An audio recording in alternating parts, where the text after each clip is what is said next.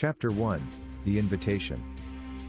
It was a chill autumn evening when Claire received the ominous invitation.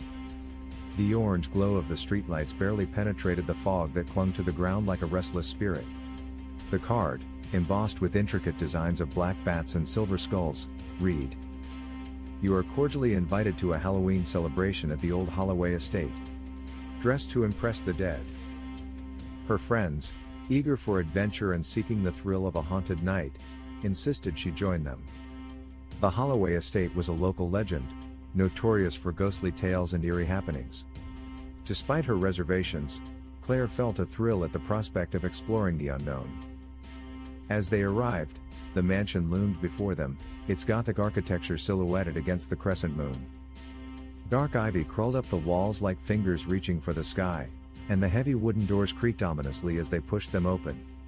Inside, laughter and the clinking of glasses filled the air, but an undercurrent of something sinister permeated the atmosphere, like a shadow waiting to pounce. Chapter 2, The Gathering. The party was a spectacle of eerie charm. Guests donned elaborate costumes, ghouls, witches, and creatures from nightmares swirled around them, reveling in the dim light. Claire and her friends joined the festivities, sipping drinks infused with autumn spices, their flavors oddly reminiscent of decay. A giant cauldron bubbled in the corner, emitting a sweet, spicy aroma that masked something darker beneath. As the clock struck 10, the atmosphere shifted abruptly. The lights flickered, casting ominous shadows. An older gentleman, draped in a tattered cape and wearing a mask resembling a skull, took center stage. His voice, deep and resonant, commanded attention. "Welcome, brave souls. Tonight, we shall share tales of the damned, stories that will make your heart race and your breath hitch." A hush fell over the crowd, the anticipation thick in the air. Claire felt a knot of dread settle in her stomach. The tales began, each darker than the last, of restless spirits, tragic fates, and forbidden love. One story spoke of a girl who vanished into the woods, never to be seen again, while another recounted the horror of a family driven mad by the whispers of the dead. Claire felt the eyes of unseen watchers lurking in the shadows, waiting for the perfect moment to strike.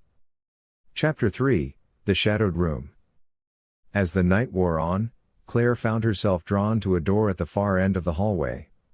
It stood slightly ajar, whispering secrets she couldn't ignore.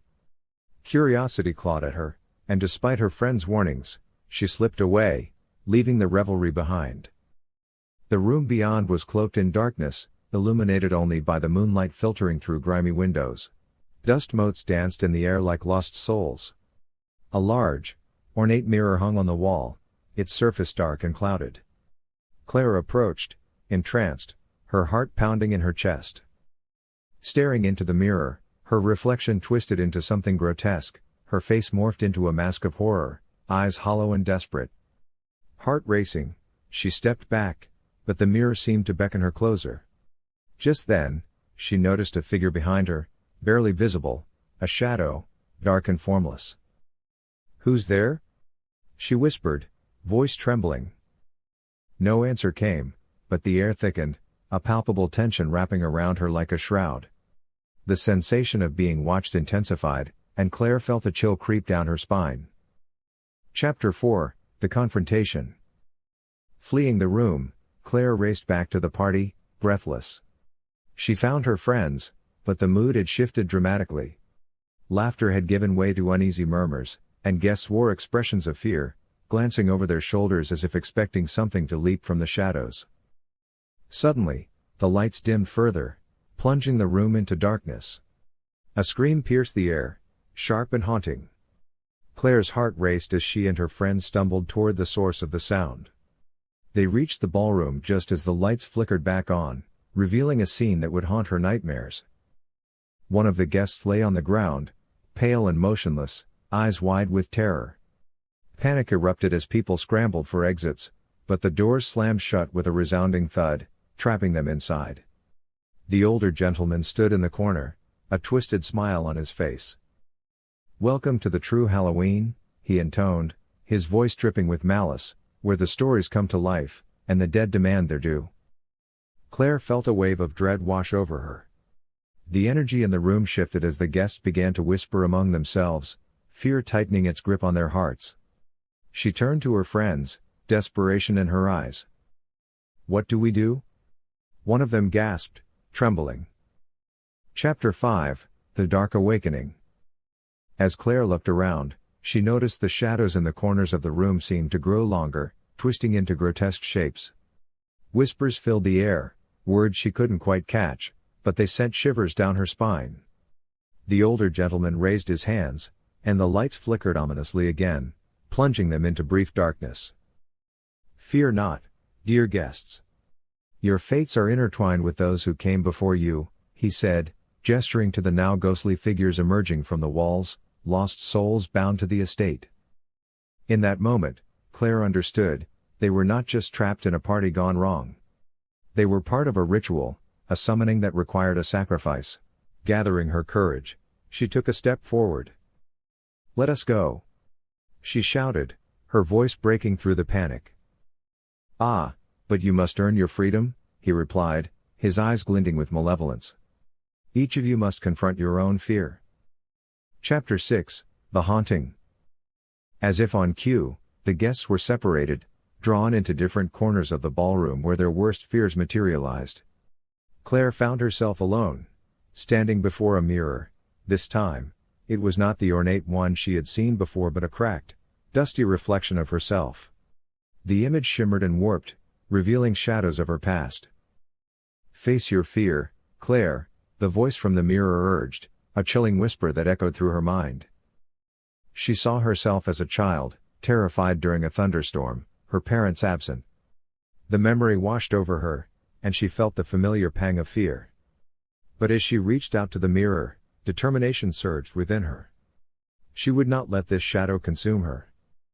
"I am not afraid," she shouted, shattering the illusion with her voice. The mirror cracked further, and with a blinding flash of light, the fear dissipated. She blinked and found herself back in the ballroom, breathless and empowered. Chapter 7, The Final Reckoning. Claire glanced around, witnessing her friends battling their own demons. One was enveloped in darkness, another faced a faceless figure that loomed over him, and yet another was trapped in a time loop, reliving a moment of shame. Each struggle echoed in the air, but Claire felt a pull toward the shadowy figure she had seen before. "Join us," it whispered, its voice like gravel. "You cannot escape your fate." With a scream, Claire lunged at the mirror again, this time aiming to shatter the connection that bound them. The world around her exploded into shards of reality, and darkness enveloped her once more. But just as quickly, she found herself back in the ballroom, the guests now in a trance, their faces frozen in terror. The older gentleman advanced, but Claire stood firm, facing him with defiance. "Not today," she shouted, channeling her inner strength. The mirror's shards glowed at her feet, and she summoned their power, shattering the illusion he cast over them.